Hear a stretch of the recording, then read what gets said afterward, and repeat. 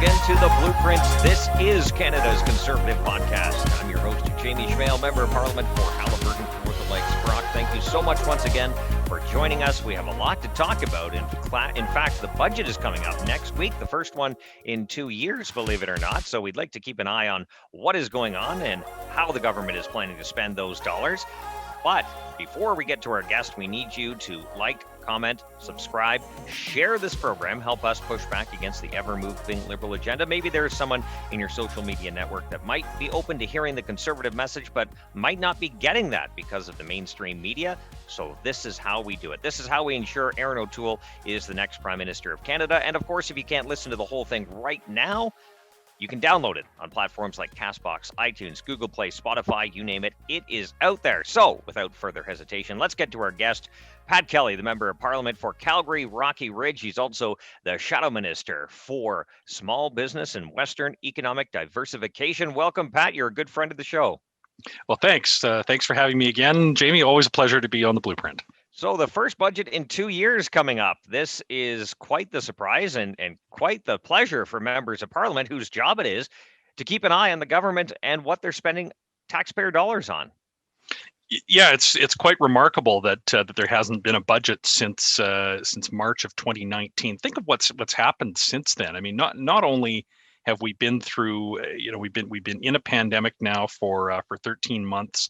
So this last budget was way before even the last election, and we have yet to see this government's fiscal plan through a budget. I mean, yeah, they table the estimates, we vote on them, and expenditures are authorized, but there's no substitute for a budget to actually signal to Canadians and to signal to markets the direction of the country. So. Yes, we're looking forward to seeing a budget, and there's just really no explanation for why it took so long to table one. Every other jurisdiction in both within Canada and around the world managed to table budgets during the pandemic. Even my home province of Ontario tabled 2 budgets during the pandemic. So the federal government, as we know, the We Charity scandal and a whole bunch of other things that kind of were muddled in with all the ongoings of the pandemic, I don't think got the spotlight it should have, because those were dollars that were just going out at the request and recommendation of the executive branch and really didn't get, as far as I'm concerned, the thorough look over through the legislative branch.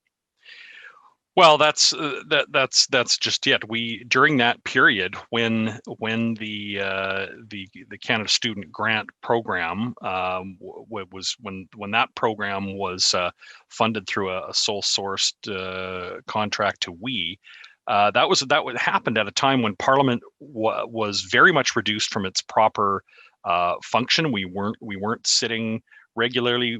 The opposition MPs and even government backbench MPs didn't have the regular tools of government scrutiny at that time. But when we caught on to what was really going on and committee inquiries were held, that's when the government actually prorogued the House and dissolved the committees that were investigating its sort of liberal self-dealing through that grant.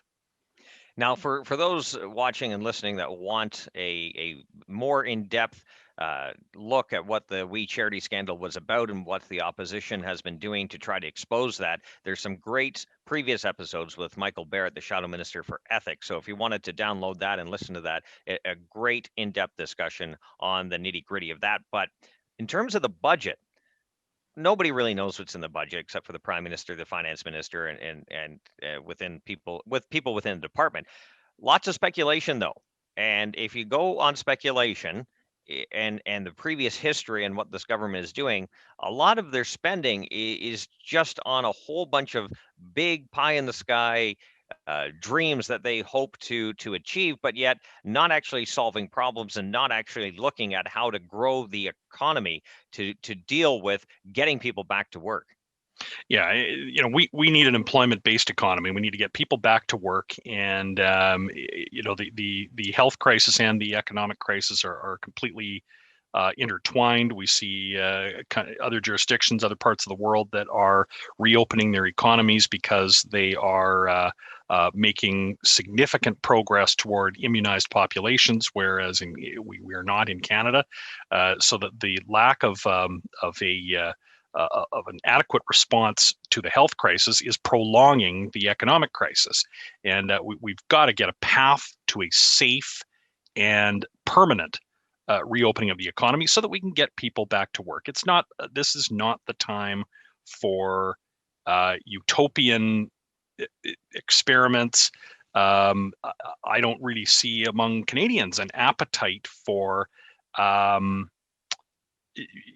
grand new reinventions of the economy. People just want to get back to normal. They want to get their jobs back, and we need to get our public finances under control. So what I am looking for in this budget, and what I hope to see, is a plan for a safe, permanently reopened economy, and a medium to long-term plan, at least, to get our public finances under control. Now, just on some of these big, huge, massive spending projects that the government may or may not unveil, how the heck are we paying for this, given the fact that we've already doubled federal government spending in a fiscal year, given the fact that our debt is well over $1 trillion? How is any new program going to be spent? And what if they do go forward with that? How do you justify that to future generations who will have to pay this down, either in increased taxes or reduced services? Well, this is just it. Right now, as a country, we are borrowing staggering sums of money to pay for the programs that are necessary to sustain people's livelihoods while they're being ordered to not to work. But this level of borrowing is not sustainable even in much more of the short term. I mean, we have got to get back to a proper full employment economy with where at reasonable levels the tax base can support our debt. We are right now in addition, what's happening is they're really printing. It's a combination of borrowing and printing money. Much of the money that the government of Canada is borrowing, it is borrowing from the Bank of Canada. In other words, it's borrowing from itself, really, and so this just cannot go on for very much longer. And we really are looking for a path forward in this budget, and yet the signals that are being given, including from the Liberal Party's recent convention, are just more and more and more spending, and we just can't keep doing that. Not without a plan to really face financial reality. And many of these programs, these government policies, have hampered a lot of the economic anchors of our society, whether it be oil and gas, mining, manufacturing, especially in Ontario, where we are still dealing with some of the highest electricity rates anywhere in North America, thanks to the Ontario Liberal Party, many of which have left Queen's Park since the defeat of Kathleen Wynne as Premier and moved up here to Ottawa. In some cases, you as the sucker taxpayer have paid for those moving expenses. That's a topic for another show. But yet it's the same playbook. Massive government spending, massive government overreach into areas of jurisdiction that they never should be in the first place, all with this big dream of solving problems, but that yet they never seem to solve the problems. I guess it's like Reagan said, more with central planning, the more the plans fail, the more the planners plan. Well, yeah, indeed, that's quite right, and we really need to get back people back working, producing goods and services that other people want, not trying to re-engineer the economy from a bureaucrat's desk. I mean, the market works. The market is where everybody wins. You willing participants who produce services or goods that other people want and agree to buy. And this means manufacturing. This means primary industries like oil and gas, logging, mining, and yes, indeed, the new emerging industries, high tech innovations, these kinds of things. But it's got to be rooted in real demand for real things in the real world, not just the dreams of liberal imagination. Now, it when I think you touched it really well there in terms of when we're looking at innovation, when we're looking at luring people to Canada to set up shops, to imagine the next great thing, to manufacture it here at home.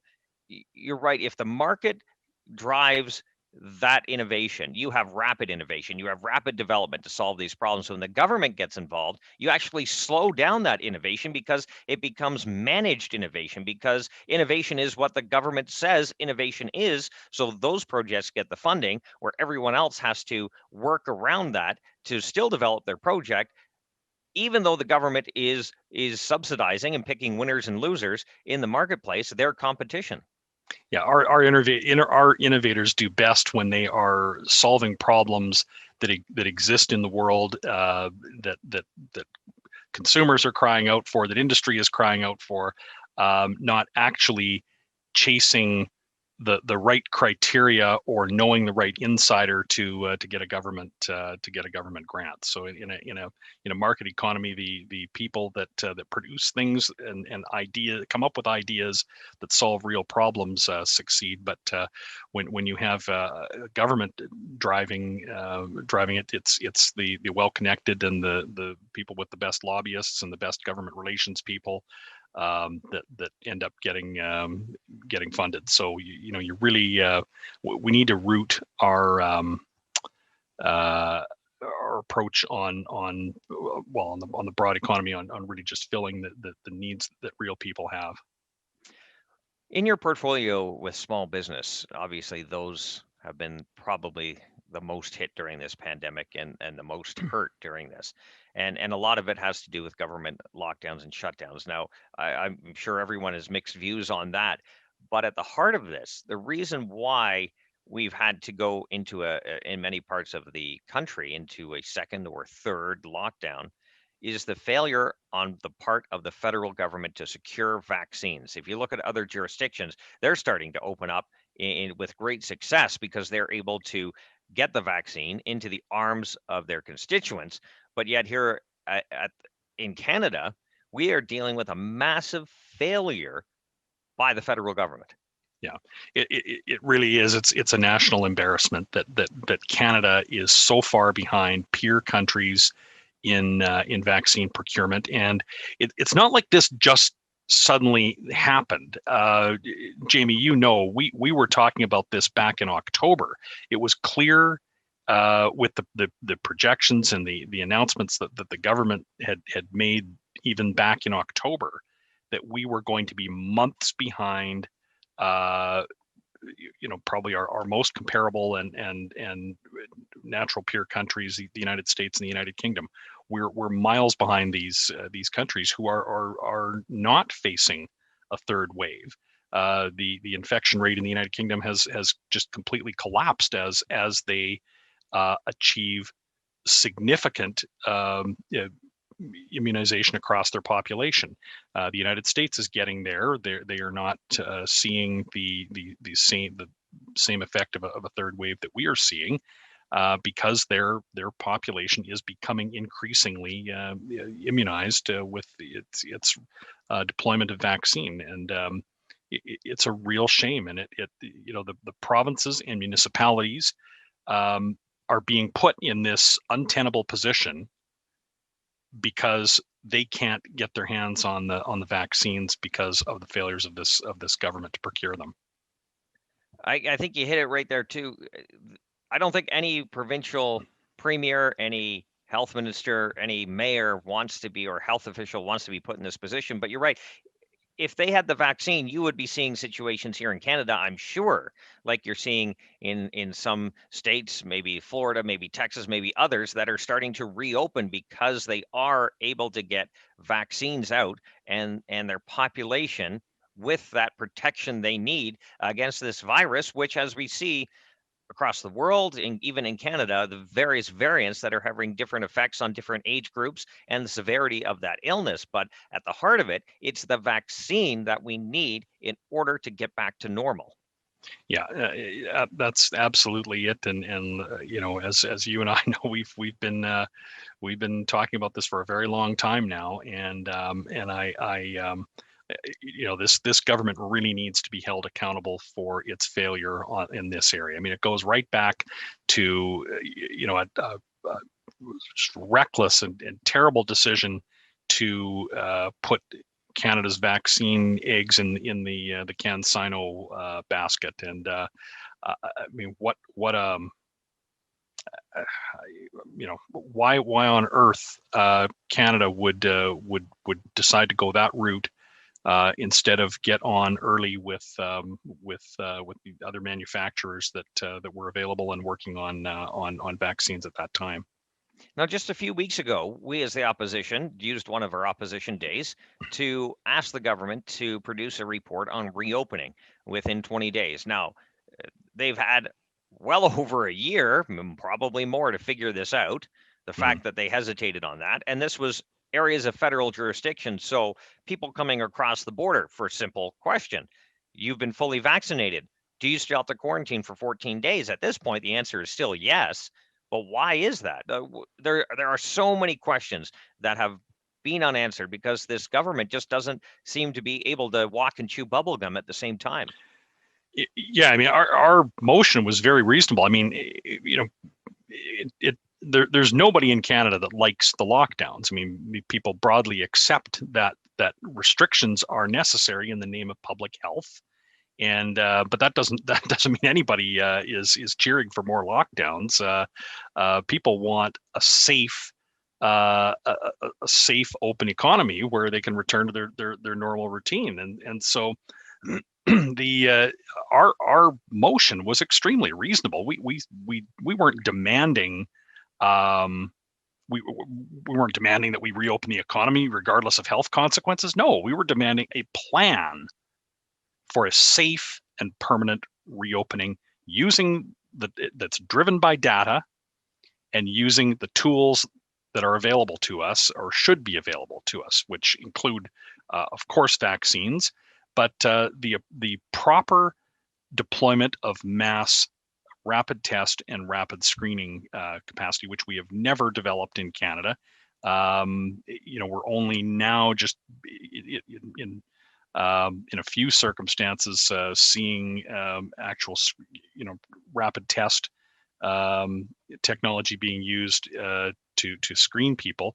I mean, these are things that other countries that had the most success with fighting the pandemic right from the start were heavily invested in. So it's just been a failure on these basic tools, vaccines, rapid results tests, therapeutics, and we just want a plan. We want them to use the data available to them, develop a plan that will give small businesses.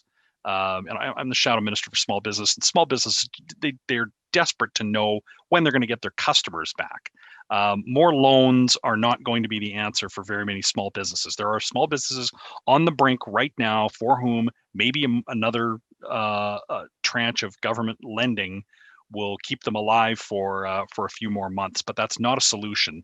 And we face a debt crisis within the small business community, who have all had to blow through their own savings and credit and take on debt through the government aid measures. They want to know when they're going to have their customers back. We need a plan.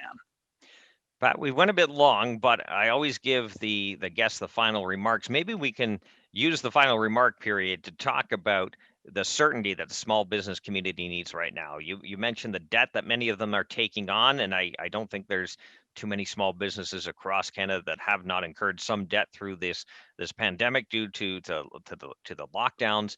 And I think you're right. They want certainty. They need to know that there is light at the end of the tunnel. They need to know that they're going to be able to survive this. And I think you're right. Piling on more debt when they need to once they're finally told to reopen, they need to be able to do that, and that means more debt too, because they need to get products and their staff up and running. So maybe you can highlight that in your closing remarks, if you don't mind. Well, that's just it. I mean, the small businesses need to they want to see that the latest lockdown is the last one. That the next time that they reopen, that it's a permanent reopen. So, understanding the data driving these decisions on the part of the federal government around federal recommendations that Health Canada would have is important, and knowing sort of what metrics are going to be used to make different decisions. I mean, this is important planning for businesses that need to know, when they can expect to get their customers back. Pat Kelly, we always enjoy having you on the show. Thank you once again for doing this. The Member of Parliament for Calgary Rocky Ridge, also the Shadow Minister for Small Business and Western Economic Development. We do appreciate your time. We do appreciate your input, and we appreciate you for watching or listening to this program, because we need your help to push back against the ever-moving Liberal agenda. Like, comment, share, subscribe to this program. If you can't watch it all now on Facebook, you can download it later on. Listen to it on platforms like Castbox, iTunes, Google Play, Spotify, you name it, it is out there. New content every single Tuesday, 1:30 p.m. Eastern Time. We do appreciate your support, because remember, it is low taxes, it is less government, it is more freedom. That is the blueprint.